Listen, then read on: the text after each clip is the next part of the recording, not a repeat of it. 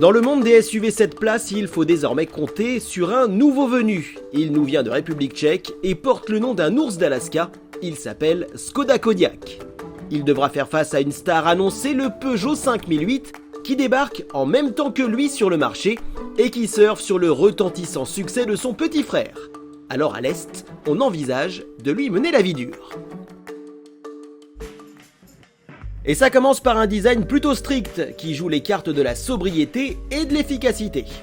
Ses formes paraissent clairement rectangulaires, alors que l'avant reprend exactement le regard du concept qui annonçait le modèle commercial. Le profil et l'arrière sont dans la même veine que le cousin espagnol, le Seat Ateca. Il est d'ailleurs assez difficile de différencier l'un de l'autre quand on les suit.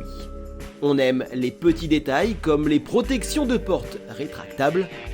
En termes de proportion, il semble en revanche sensiblement plus imposant que la plupart de ses concurrents du marché. Mais ça, ce n'est jamais pour rien chez Škoda, car en termes d'aménagement intérieur, il ne déçoit pas. Il n'est d'ailleurs pas loin de proposer ce qui se fait de mieux en habitabilité.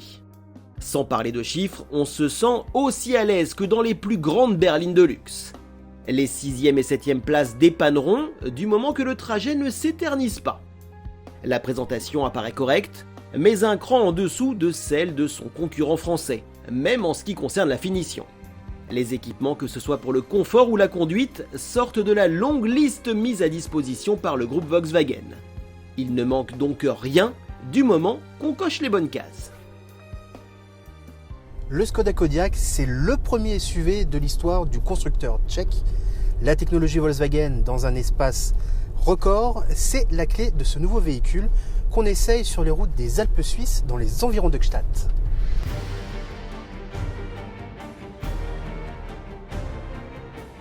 Sous notre capot, on retrouve un 2 litres TDI de 150 chevaux en 2 roues motrices. Ne vous inquiétez pas, il existe avec une transmission intégrale, mais les versions traction devraient représenter le gros des ventes. Il se montre discret et fait plutôt bien son travail, sans plus. Il s'avère agréable à mener, surtout couplé à la toujours excellente boîte automatique DSG. Avec 2 passagers à son bord et même pas le poids d'un 3e en matériel, il ne souffre pas. On s'interroge cependant sur son énergie, avec beaucoup plus de monde à bord et le fret qui va avec.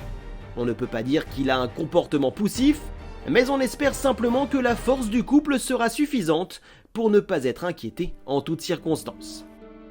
Question confort en revanche, c'est royal. Notre ours avale les imperfections de l'asphalte sans jamais faire ressentir des remontées sèches des saillies et autres nids de poules des routes suisses abîmées par l'hiver. Dans ces paysages enneigés où l'hiver joue les prolongations, il faut prendre de la hauteur pour voir que le Kodiaq évolue ici dans son environnement. Car c'est bel et bien à cause de ce type de destination que ses futurs clients se tourneront vers lui.